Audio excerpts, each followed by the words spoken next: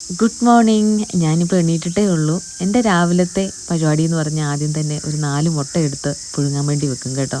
അതെന്നും ഇങ്ങനെ തന്നെ ചെയ്യും. വീട്ടിൽ നമ്മൾ 4 പേരേ ഉള്ളൂ, അതുകൊണ്ട് തന്നെ 4 മുട്ട വെക്കും, മക്കൾക്കും എനിക്കും ഇക്കായ്ക്കും ഒക്കെ ആയിട്ട്.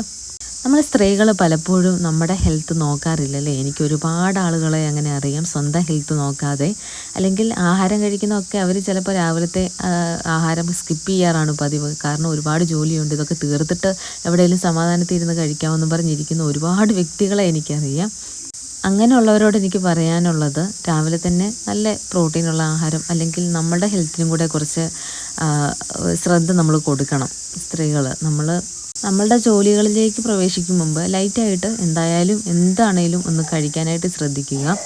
മുട്ടയുടെ ഗുണങ്ങൾ നിങ്ങൾക്ക് പറഞ്ഞു തരേണ്ട ആവശ്യമില്ലല്ലോ. അതുകൊണ്ട് തന്നെ രാവിലെ എങ്ങനെയാണേലും ഒരു മുട്ട കഴിക്കാൻ എല്ലാവരും ഒരു മുട്ടയെങ്കിലും കഴിക്കാനായിട്ട് ശ്രദ്ധിക്കുക. കാരണം നമുക്ക് ആർക്കാണെങ്കിലും ആരോഗ്യം ഉണ്ടെങ്കിൽ മാത്രമേ നമുക്ക് മുമ്പോട്ട് ജീവിക്കാനായിട്ട് സാധിക്കുകയുള്ളൂ. അല്ലാതെ നമ്മൾ പണത്തിന് വേണ്ടിയോ മറ്റെന്തിനു വേണ്ടിയോ ആഹാരം കഴിക്കാതെ ഓടിയിട്ട് ഒരു കാര്യവുമില്ല. നമ്മുടെ ആരോഗ്യം നശിക്കും എന്നതാണ് സത്യം, അല്ലേ?